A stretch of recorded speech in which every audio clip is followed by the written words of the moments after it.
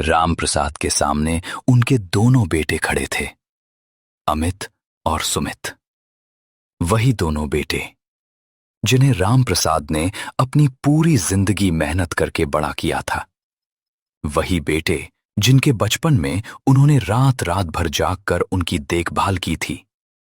लेकिन आज उन दोनों के सामने खड़े होकर रामप्रसाद के मन में खुशी से ज्यादा दर्द था।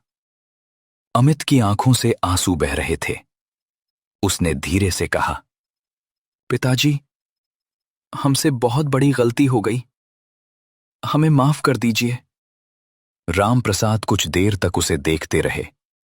फिर उन्होंने बहुत शांत आवाज में कहा, बेटा, गलती सिर्फ वो नहीं होती जो इंसान किसी और के साथ करता है।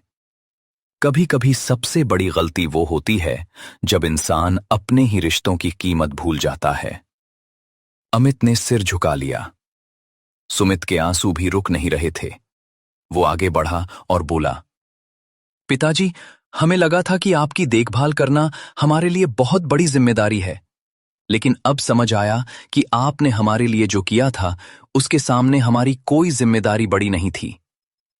रामप्रसाद की आंखें नम हो गईं, लेकिन उन्होंने फिर भी अपने बेटों को गले नहीं लगाया।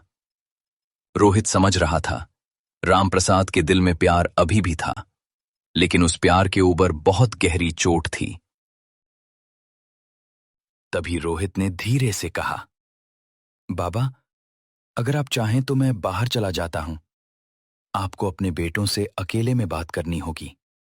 रामप्रसाद ने रोहित की ओर देखा, फिर बोले, नहीं बेटा, तुम यहीं रहो। जिस दिन मेरे अपने मुझे छोड़कर गए थे, उस दिन तुमने मेरा हाथ पकड़ा था। आज अगर मेरे बेटे मेरे सामने खड़े हैं, तो इसमें तुम्हारा भी हिस्सा है। अमित ने तुरंत रोहित की तरफ देखा। वो उसके पास गया और दोनों हाथ जोड़ दिए। भाई, आपने हमारे पिता के लिए जो किया है, शायद हम जिंदगी भर उसका बदला नहीं चुका पाएंगे। रोहित ने उसके हाथ नीचे करते हुए कहा, बदला मत चुकाइए, बस आगे से अपने पिता का हाथ मत छोड़िए। ये सुनकर सुमित की आंखें भर आईं, लेकिन रामप्रसाद के मन में एक सवाल अब भी था। उन्होंने दोनों बेटों से पूछा, तुम दोनों आज मुझे लेने आए हो, लेकिन मुझे ये बताओ कि अगर रोहित मुझे नहीं मिलता तो तुम क्या करते? दोनों भाई चुप हो गए। रामप्रसाद ने फिर पूछा, अगर मुझे सड़क पर कोई जगह नहीं मिलती, अगर मैं बीमार पड़ जाता, अगर मेरे पास खाने के पैसे नहीं होते, तब? पिताजी, हमारे पास उस सवाल का कोई जवाब नहीं है, क्योंकि हमने उस दिन ये सोचा ही नहीं था कि आपके साथ आगे क्या होगा। हमने सिर्फ अपनी परेशानी देखी, आपका दर्द नहीं। रामप्रसाद ने उसकी तरफ देखा। ये जवाब शायद उन्हें पहली बार सच्चा लगा। कुछ देर बाद रामप्रसाद ने कहा, मैं तुम्हारे साथ वापस नहीं जा सकता। अमित और सुमित दोनों चौंक गए। सुमित ने पूछा, क्यों पिताजी? रामप्रसाद बोले, क्योंकि मैं उस घर में वापस जाकर वही डर लेकर नहीं जीना चाहता कि किसी दिन फिर मुझे बोझ समझ लिया जाएगा। अमित ने सिर झुका लिया। रामप्रसाद आगे बोले, मुझे तुम्हारी माफी मंजूर है, लेकिन भरोसा एक दिन में वापस नहीं आता। सुमित ने तुरंत कहा, पिताजी, हम इंतजार करेंगे। आप जितना समय चाहें, हम उतना समय देंगे। रामप्रसाद ने पहली बार अपने छोटे बेटे की तरफ देखकर हल्की मुस्कान दी। उस दिन दोनों बेटे बिना पिता को साथ लिए वापस चले गए, लेकिन जाने से पहले अमित ने रामप्रसाद से कहा, पिताजी, हम कल फिर आएंगे। रामप्रसाद ने कुछ नहीं कहा। अमित ने फिर कहा, आप हमें अंदर आने दें या नहीं, हम बाहर बैठेंगे, लेकिन अब आपको अकेला नहीं छोड़ेंगे। दोनों भाई चले गए। रामप्रसाद बहुत देर तक दरवाजे की तरफ देखते रहे। रोहित उनके पास आया और पूछा, बाबा, क्या आपको लगता है कि वो सच में बदल गए हैं? रामप्रसाद ने गहरी सांस ली। पता नहीं बेटा, लेकिन आज पहली बार उनकी आंखों में मुझे अपना दर्द दिखाई दिया।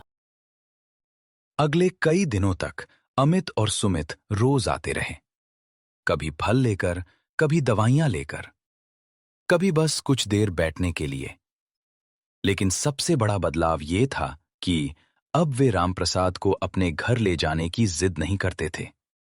वे बस उनके पास बैठते, उनकी बातें सुनते। रोहित दूर से सब देख रहा था। रामप्रसाद भी सब समझ रहे थे।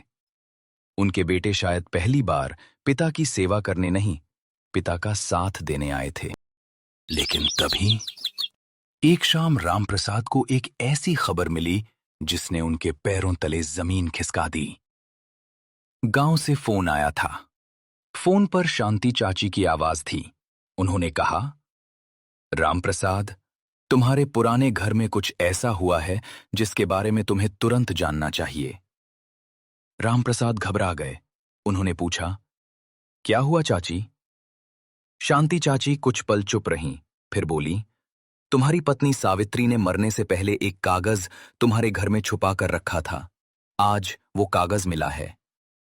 रामप्रसाद का दिल जोर से धड़कने लगा। सावित्री का कागज? शांति चाची बोली, हां, और उसमें तुम्हारे दोनों बेटों के बारे में कुछ ऐसा लिखा है जो शायद तुम्हें पता होना चाहिए। रामप्रसाद के हाथ कांपने लगे। सावित्री ने आखिर मरने से पहले ऐसा क्या लिखा था? क्या वो चिट्ठी उनके बेटों के बारे में थी, या उसमें रामप्रसाद की जिंदगी से जुड़ा कोई ऐसा राज था जिसे जानकर सब कुछ बदलने वाला था? जानिए पार्ट 8 में।